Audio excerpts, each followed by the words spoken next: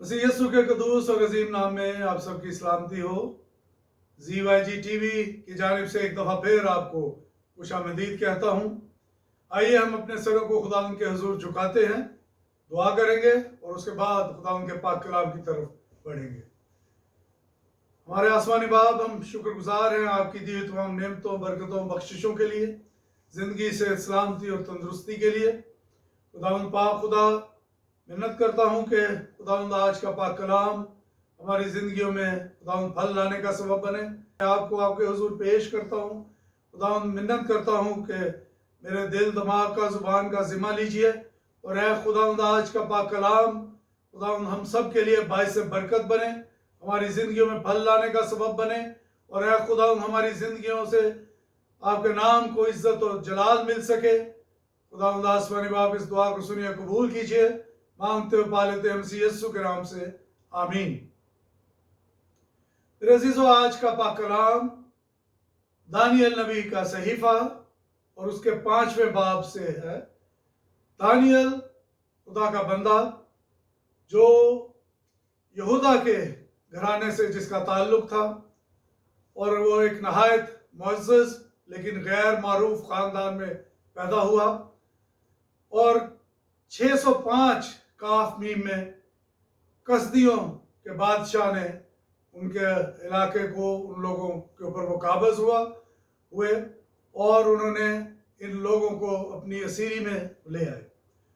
उस वक्त के जो बादशाह थे या लोग जो हुक्मरान होते थे, जब वो किसी पर काबिज होते, कब्जा करते, तो वो वहाँ के जो टैलेंटेड लोग होते थे, हुनरमंद लोग होते थे, उनको वो अपने पास ले जाते, बाकियों को भी ले जाते, लेकिन जो बाकी लोगों को असीरी में रखा जाता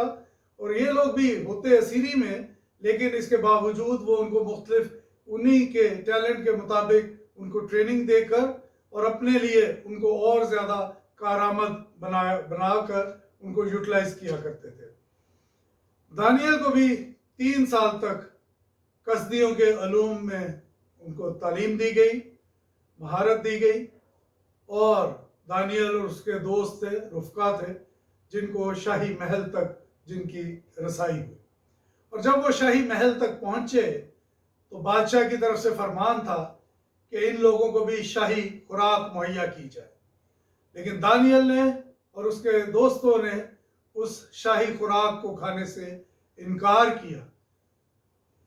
जाहिर बात है, उनके जहन में होगा कि पता नहीं ये किस तरह की खुराक होगी, और जब शाही खुराक है तो उसमें शराब या इस तरह की भी चीज़ें होंगी जिससे खुदा के बंदों ने अपने आप को बचाने के लिए, महफूज रखने के लिए, बचने के लिए उन्होंने इस खुराक को लेने से इनकार किया। और जब उन्हें कहा गया कि ऐसा क्यों, तो उन्होंने कहा कि हमें 10 दिन का मौका दो और हमें सिर्फ साग और साग पात दो, तो आप देखोगे कि हमारे जिस्म, हमारे चेहरे पे कोई बेरौनकी ना होगी। और ऐसा ही हुआ, जब 10 दिन तक वो साग पात खाते रहे और उसके बाद जब उनका देखा गया तो उनके चेहरे शाही खुराक वालों से भी बेहतर, उनमें चमक दमक थी। लिहाजा हम यहाँ पर देखते हैं कि वो किसी भी किस्म के खुराक के लालच में वो लोग नहीं पड़े। और फिर दानियल के ऊपर एक इल्ज़ाम, झूठे इल्ज़ाम लगा के हासदीन ने ऐसे कोई इल्ज़ाम लगाए कि उसको उस वक्त के बादशाह ने शेरों के आगे डालने का हुक्म दे दिया। और जब शेरों के आगे डाला गया तो खुदा ने उन शेरों के मुंह बंद कर दिए और वो शेर जो है वो खुदा के बंदा को कोई नुकसान ना पहुंचा सके। तो मेरे अजीजों, ये एक बहुत बड़ी एग्जाम्पल है खुदा के ऊपर ईमान रखने वालों के लिए, खुदा के ऊपर एतमाद रखने वालों के लिए, खुदा के ऊपर यकीन रखने वालों के लिए और खुदा से प्यार करने वालों के लिए। यहाँ मैं ये भी बताता चलूँ कि दानियल ने शाह बाबल नबूकत नज़र और मादी फारसी बादशाहों जिनमें खोरस और दारा के अहद हुकूमत में वो आला ओहदों पर फायज रहा। ये जो वाक़या मैंने बताया शेरों के मान में डालने का, ये दारा बादशाह के दौर का वाक़या है। दानियल की मुस्तनद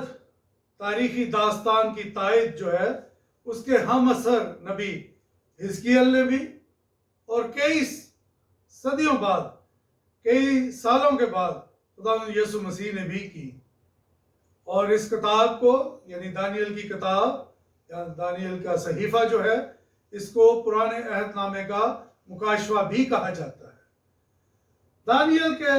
معنی جو ہیں وہ ہے کہ خدا میرا منصف ہے، اور دانیل کا نام جو ہے بائبل مقدس میں 78 ٹائمز آیا ہے، اور دانیل نے کل عمر جو پائی وہ 90 برس اس نے عمر پائی۔ میرے عزیزو، دانیل کے کردار کے حوالے سے اگر ہم دیکھیں تو نہایت پرہیزگار، خدا سے ڈرنے والا، کسی چیز کا لالچ نہ کرنے والا شخص تھا، اور وہ نہایت دعاگو آدمی تھا،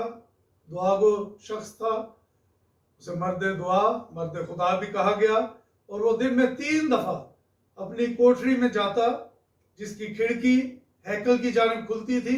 وہ کھڑکی کو کھول کے ہیکل کی جانب رخ کر کے خدا کے حضور دعا کرتا تھا۔ جب وہ نہایت اعلیٰ عہدے پر بھی فائز ہو چکا، جب وہ تیسرے درجے کا حاکم بھی ہو چکا، تب بھی اس نے اس پریکٹس کو ختم نہ کیا یا اس نے چھوڑا نہیں۔ پھر عزیزو، 5واں باب جس کا ہم نے ذکر کیا، اس میں کسدیوں کا بادشاہ بلشزر کا ذکر ملتا ہے کہ اس نے ایک غلط فیصلہ کیا۔ اس نے ایک بڑی ضیافت کی اپنے محل میں، اور اس میں بہت سارے امراء کو بلایا۔ کہا جاتا ہے کہ تقریباً 1000 کے قریب امراء تھے،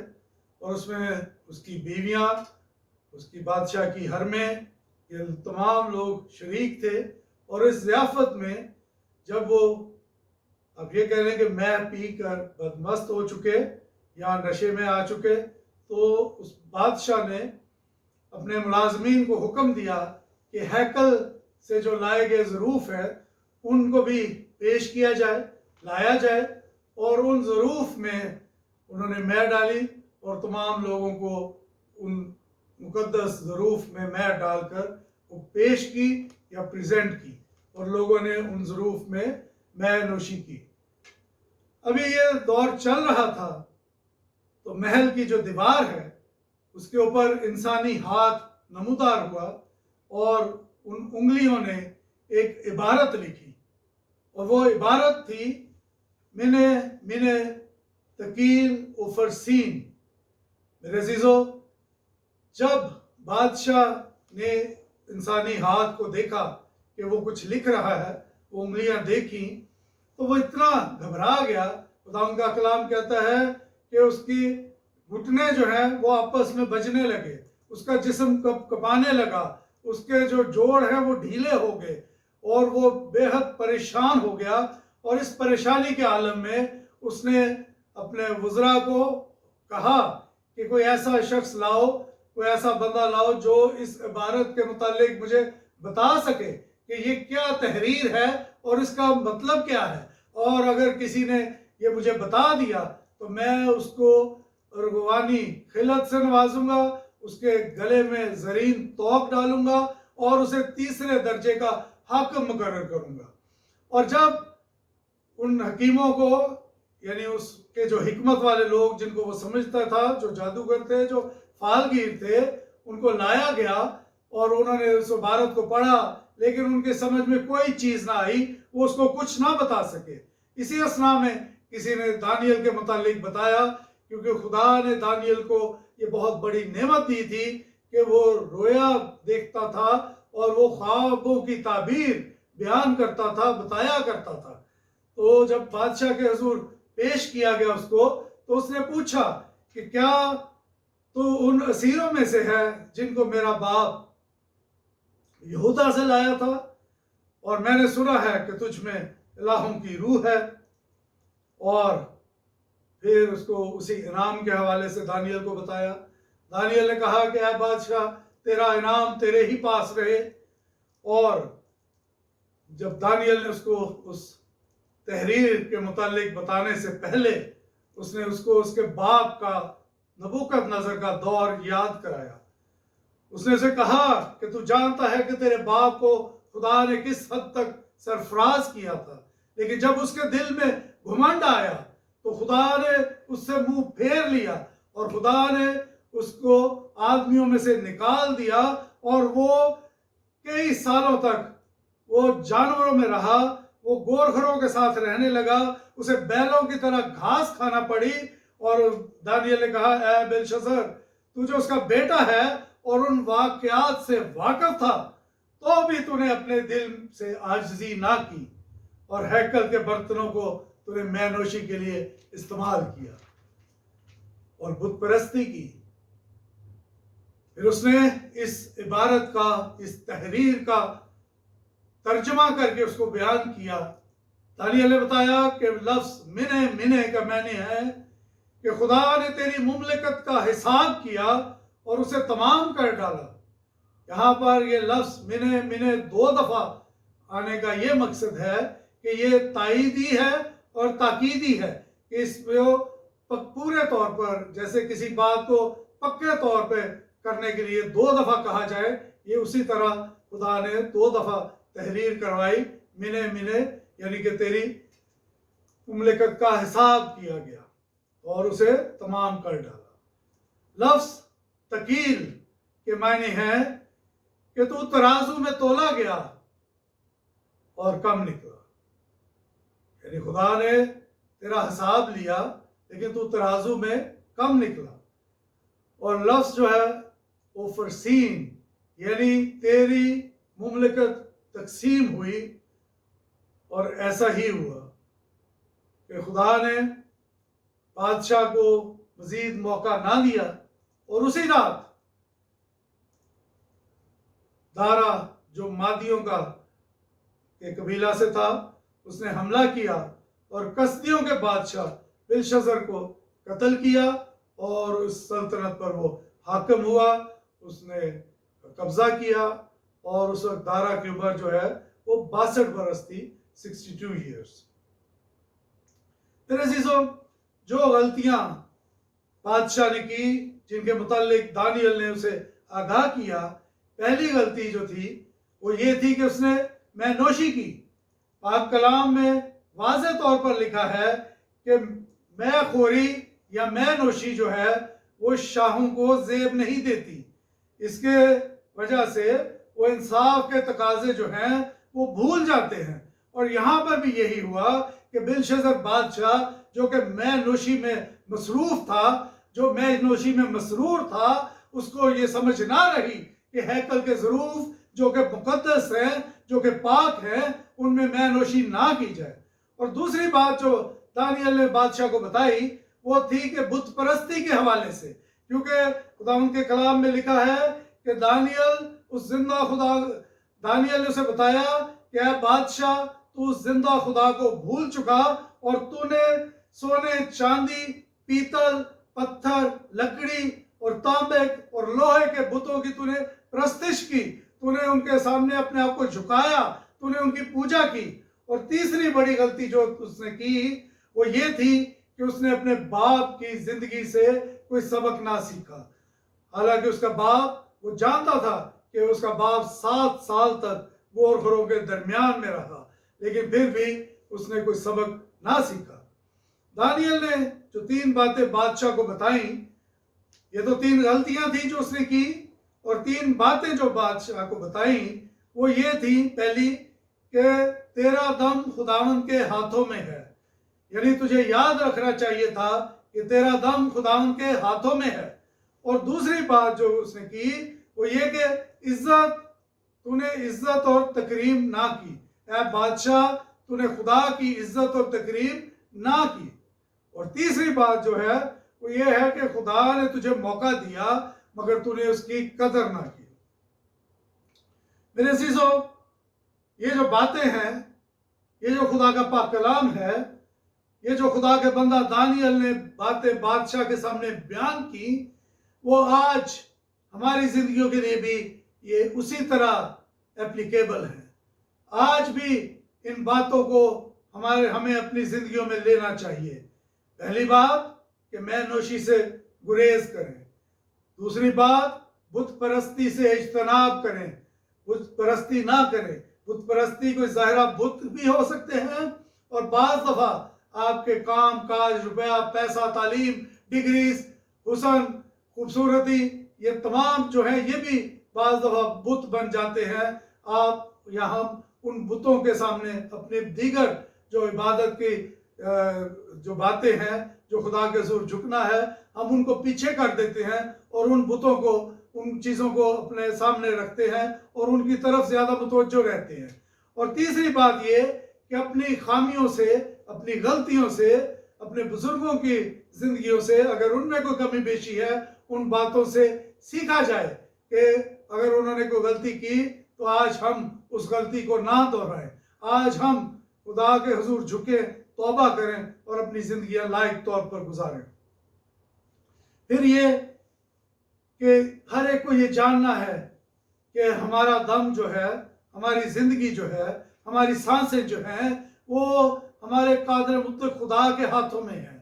ہمارا ان سانسوں پر اگلے لمحے کا کوئی اختیار نہیں، لیکن ہم پھر بھی اس دنیا میں ہوتے ہوئے اپنے روپے پیسے پر، اپنی اور چیزوں کے اوپر ہم بھروسہ کرتے ہیں، ہم اپنی طاقت پر بھروسہ کرتے ہیں، گھمنڈ کرتے ہیں۔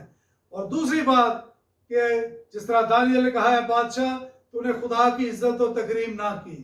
ہمیں خدا کی عزت و تکریم کرنا چاہیے، اس کے حضور جھکنا چاہیے، جس طرح سے اپنی شخصی عبادات کے ذریعے سے، اپنی زندگی کے مختلف پہلوؤں کے وسیلہ سے، اپنے کام کاج کے ذریعہ سے، اپنے کام کاج کے ذریعے سے خدا کو عزت و جلال دینا چاہیے۔ جیسا کہ پاک کلام میں لکھا ہے کہ تم جو کچھ کرتے ہو یہ جان کر کرو کہ مسیح کے لیے کرتے ہو، ویسا ہی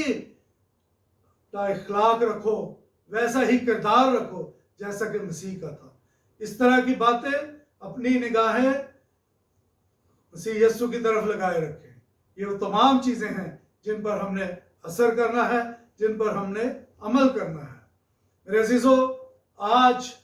ہمیں اپنے آپ سے ہر ایک جان کو یہ سوال کرنا ہے، نہ کہ دوسرے کے ساتھ، نہ کہ تیسرے کو، نہ ایک دوسرے کو ہم نے ترازو میں تولنا ہے، نہ پرکھنا ہے، نہ جانچنا ہے، بلکہ اپنی ذات کو جانچنا ہے کہ اگر خدا ہم سے پوچھتا ہے، اگر خدا ہمیں آج ترازو میں تولتا ہے تو کیا ہم اس کے معیار پر پورا اتر سکتے ہیں؟ کیا ہم اس لائق ہیں کہ اس کے معیار تک پہنچ سکیں؟ کیا ہم خدا کے حضور آنیسٹلی چل رہے ہیں؟ کیا ہم خدا کے ساتھ سچے دل سے لگے ہوئے ہیں، یا ہم دنیا کی چیزوں کی طرف متوجہ ہیں؟ میرے عزیزو، اس سارے واقعے کے ساتھ، اس سارے جو ہم نے بیان کیا، ہم یہ جان سکتے ہیں کہ ہمارا خدا سچا خدا ہے، ہمارا خدا زندہ خدا ہے، ہمارا خدا طاقتور خدا ہے، ہمارا خدا غیور خدا ہے، ہمارا خدا سچا اور برحق خدا ہے۔ جس طرح اس نے اس خوشی کی محفل کو اس نے ماتم میں بدل دیا، تو آج بھی وہ اسی قدرت کے ساتھ سب کچھ کرنے پر قادر ہے۔ آج اپنی زندگیوں کو خدا کے حضور لائیے اور جانیے کہ خدا رنگ و سرور کی محفلوں کو سوگ میں بدل سکتا ہے۔ آج بھی خدا ہمیں سائنس اینڈ سگنلز کے ذریعے گائیڈ کرتا ہے، ہمیں بتاتا ہے، ہماری رہنمائی کرتا ہے، ہمیں درست کرنا چاہتا ہے۔ وقت ہے، ضرورت ہے اس بات کی کہ خدا کی باتوں کو سمجھیں، سیکھیں اور اس کے وعدوں پر، اس کی باتوں پر عمل کریں، اس سے ڈریں، اس سے پیار کریں، گناہ سے بچیں اور اپنی زندگی اپنے منجی خدا یسوع مسیح کو دیں سچے دل کے ساتھ۔ اور میرا ایمان ہے کہ آج کے پاک کلام کے وسیلہ سے خدا ہم سب کو بڑی برکت دے۔ God bless you. Thank you.